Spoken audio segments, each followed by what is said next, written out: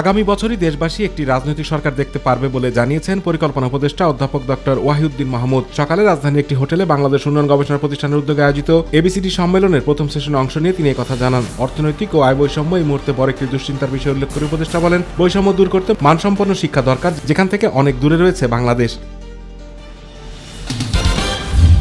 বিএনপির স্থায়ী কমিটির সদস্য ডক্টর খন্দকার মোশাররফ হোসেন বলেছেন, নির্বাচনের কোনো বিকল্প নেই। রাজনৈতিক সরকার ছাড়া কোনো দেশ চলতে পারে না। তাই অন্তর্বর্তীকালীন সরকারের কাছে দ্রুত নির্বাচনী রোডম্যাপ ঘোষণার দাবি জানান তিনি। স্থায়ী কমিটির আরেক সদস্য ডক্টর এজেডএম জাহিদ হোসেন বলেন, আওয়ামী লীগ এখন ভারতের মাধ্যমে স্নায়ুযুদ্ধ করে বাংলাদেশকে অস্থির করার পায়তারা করছে।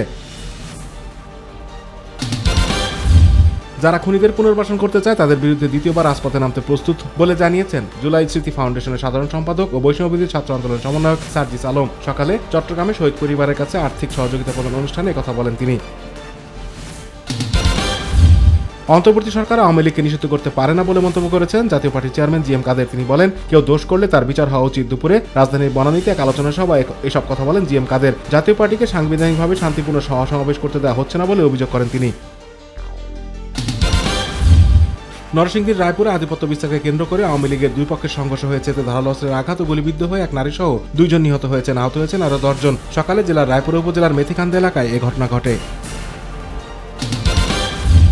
সামরিক আইন জারির ঘটনায় দেশের জনগণের কাছে ক্ষমা চেয়েছেন দক্ষিণ কোরিয়ার প্রেসিডেন্ট ইউন সুক ইয়োল। মঙ্গলবার রাতে সামরিক আইন জারি করেন তিনি। এই সিদ্ধান্ত দেশটির রাজনৈতিক ও আইনি পরিস্থিতিতে বিপর্যয় সৃষ্টি করে এবং এর ফলে প্রেসিডেন্টের বিরুদ্ধে অভিশংসন দাবি জোরালো হয়। জাতির উদ্দেশ্যে দেয়া একটি টেলিভিশন ভাষণে ক্ষমা প্রার্থনা করে প্রেসিডেন্ট ইউন বলেন, প্রেসিডেন্ট হিসেবে হতাশার বশবর্তী হয়ে এ সিদ্ধান্ত নিয়েছিলেন তিনি।